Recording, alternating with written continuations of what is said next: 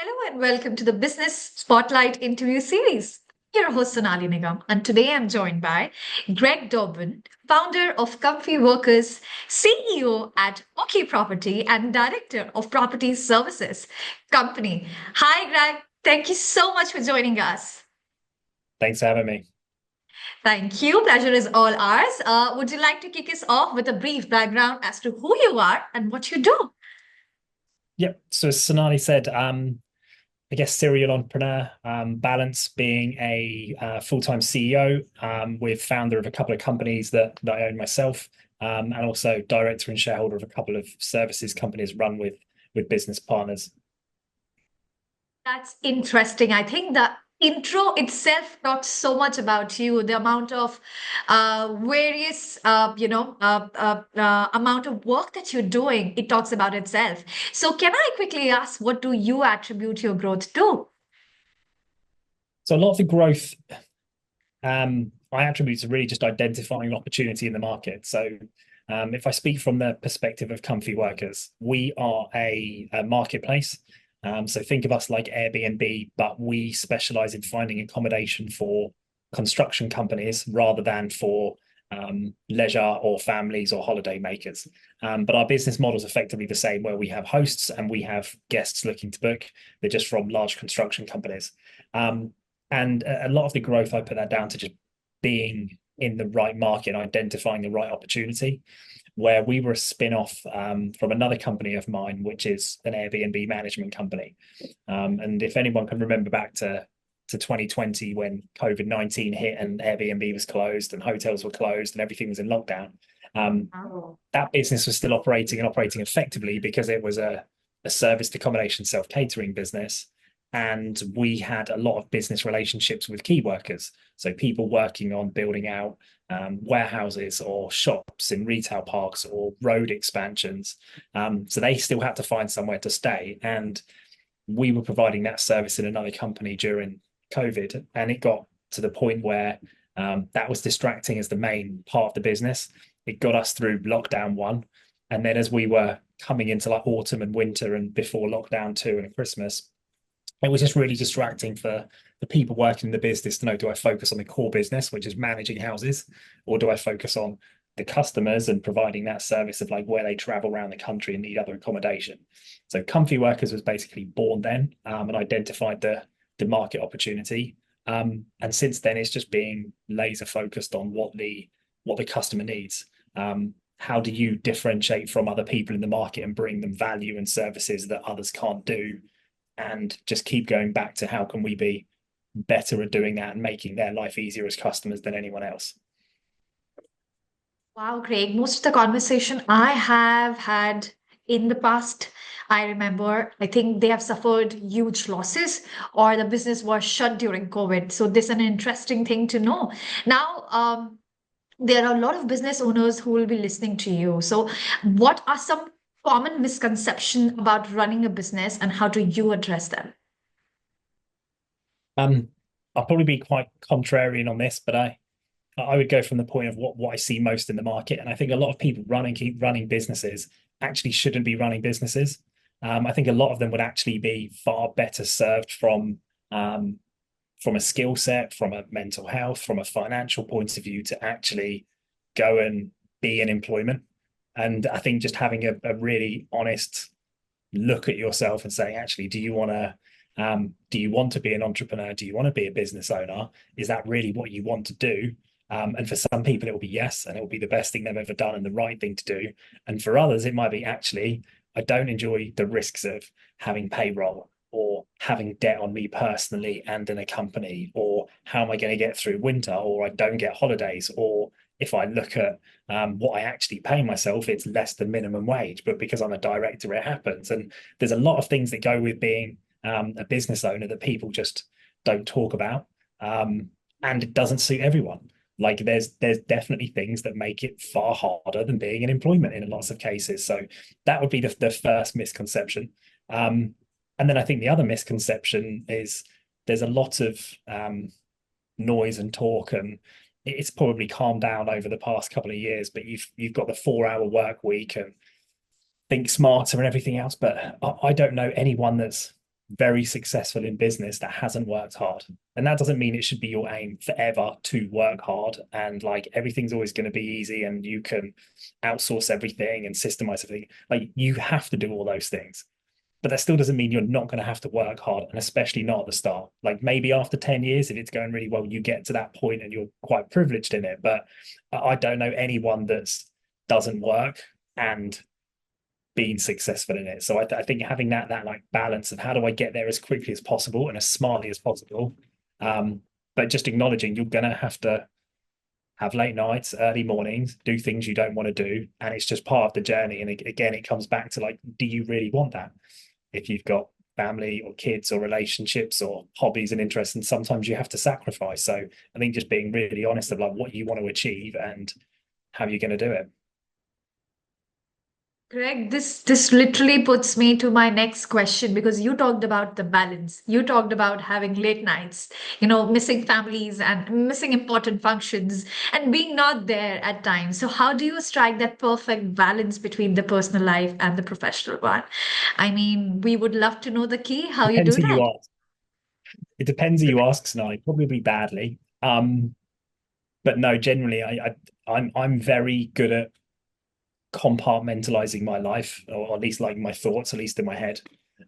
Where I bridge between different companies and different roles. One of them is effectively a full-time 9 to 5 like day position, and that happens there. And then there's certain like days and times where there's other interests, like other company interests and commitments I have, and they fit around that piece.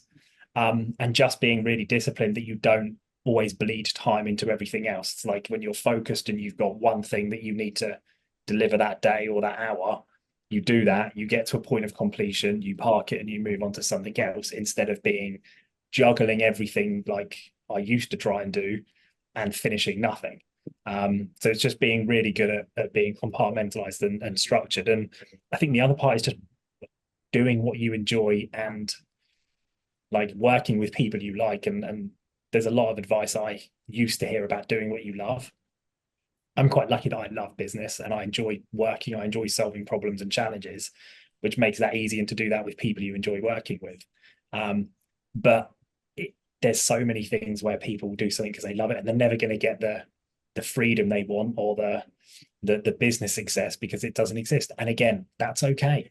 If you love what you're doing, do it. But it's finding the love in what you do and doing it with people you enjoy and going on that journey. Then it doesn't feel like you're always sacrificing, and just being really committed. And one bit of advice I actually had probably 10 years ago. I've got an 11-year-old son, and one bit of advice I got probably when he was like 3 or 4. I used to travel extensively, like Atlantic to America every couple of months, and was away quite a lot. And he described himself as a quality parent, not a quantity parent. And what he meant by that is when he's there, he's present, he's engaged, and he's focused on like enjoying that time. And it might not be very frequent, but it's far better than someone that's at home every day with their child, but doesn't engage, doesn't interact, sits on their phone, doesn't have that connection. And I'm like, okay, that's a really good way of looking at it. It's like you do one thing and you do it instead of like, well, I see them every day, but you don't really see them every day.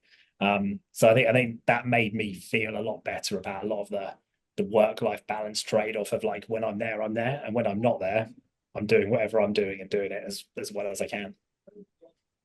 Greg, you have given us an different lens, I would say. Be a quality parent. I think I'm still stuck there, but I think the podcast has to continue. So you talked about how, the people you're working with is so crucial. So can I ask what qualities do you look for in employees and how do you foster a positive and a productive work environment? Yeah. Um, I love like building teams, developing people, identifying talent, like growing talent. I don't enjoy managing people, but I naturally can lead quite well.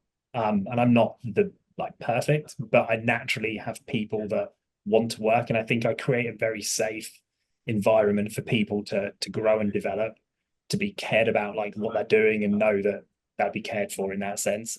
And it's all just built on trust. Like it genuinely is. If you have open, honest conversations, meaningful conversations, you don't attack, you challenge in a healthy way. You give them space to like breathe and grow. And when something does go wrong or doesn't go right, how you react and foster that relationship and build that trust is like the key thing.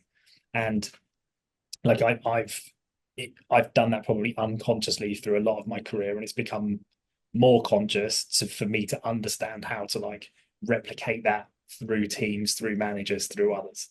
So I think that's one part. Um, and some of that's by design and some of it's by luck. And I think this is where I started to like understand more of my style, where comfy workers, I'm not working in full time. I have other commitments that are, like I said earlier, 9 to 5. Um, running a software company, and we have investors and we have a board and we have obligations and duty, and I have a lot of commitments to them. And that meant comfy workers has a lot of breathing space. People, it would be impossible for me to micromanage people because I'm not here enough.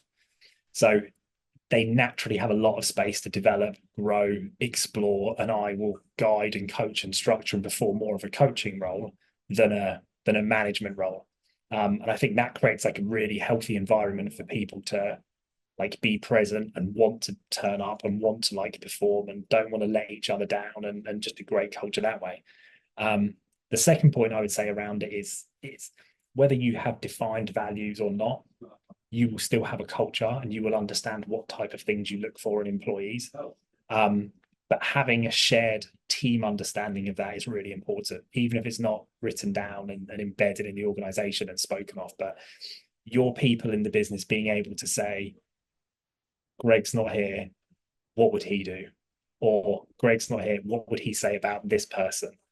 And being able to like think through, okay, would and I don't want to teach people to think like me, but I want them to understand the values we have. And that's what I mean by that. I want them to sit in an interview going, okay, these things would represent people that do well at this company. These things would be question marks. These things wouldn't work well at the company. And everyone to be able to sort of have that understanding of feeling of bringing in the right people into organizations. And then the third piece is just how you do that at increasing scale. It's the first time you're interviewing yourself, you can do that. Do I like this person? Will I work with them? Do we have like a good way of communicating together? And you can get a feel for that. But it's working out how you can take that and others can do that. And lots of people can make great hires and lots of people can make bad hires, me included. But it's working out how you then have a common reference of what those right employees look like and don't like. And then you just need to build the culture and manage around it. They're saying I'm far better at leading around that style than I am writing it down and telling people to do it in that style. Like, I can keep listening to you because it feels like some important and crucial things that you've touched base. And for me, thing that has highlighted amongst this answer was the trust that you've showed towards your people. So I think that is incredible. And now we have touched on various aspects, and because we want, this interview to be full of learning. Can I quickly ask, what challenges are you facing currently in your business, and how do you manage them? I, all of the challenges that I'm facing in business, and this is across all companies, is simply a growth challenge. Um, I honestly believe if you're not growing, you're dying, and that doesn't mean you always have to be growing in top line and sales, but it can be in growing capabilities. It can be growing in how you retain customers and grow customer value and lose your bad customers. There isn't like one metric that signifies growth, but you've always got to be looking at what you can be growing. And it's just picking the problems you have. That if you are in a growing company, and I'm talking in growth of sales, it creates a far easier environment to develop people, give opportunities, to reward people. If you're in a company that's declining, you've then got a lot more harder conversations around potential resourcing or investment or minimizing the risk. And one, that's just less fun to work on. Two, it's harder to keep people motivated. Three, you're still going to have to fix problems. So, so just choose the problems you want to fix. And if you're in an organization that's growing, you've then got operational pressures. But to me, that easier to fix because you don't have as much financial pressure. Um, and it's far more enjoyable to work on growing problems. Like it genuinely is. Like if you're talking, even if you're not a sales like owner or carrying a quota or naturally good in sales, if you're the owner of a business, enjoying a company that grows is far more enjoyable than being involved with a company that's not growing. So if you're not doing the sales, find someone that can and then work out how to fix the problems downstream because it's just more enjoyable than being like, where how am I going to make payroll? I need to not pay that supplier on time. We need to not make that investment that could lead to growth.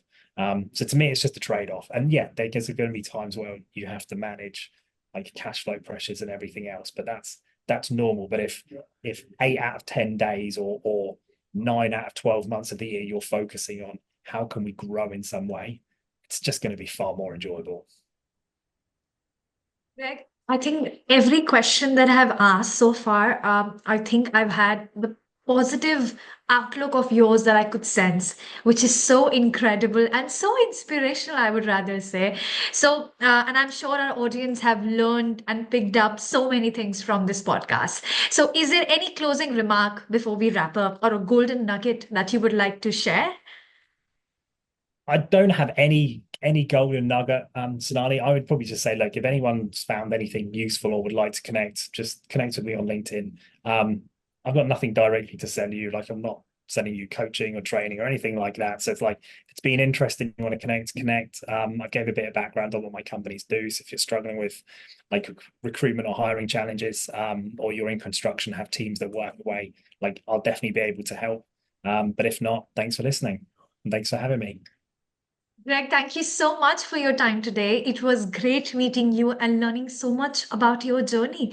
And I think, as I said, I love the positive outlook that you have toward everything that you look at. So thank you so much. And to everyone watching, I look forward to see you in my next episode. Thank you.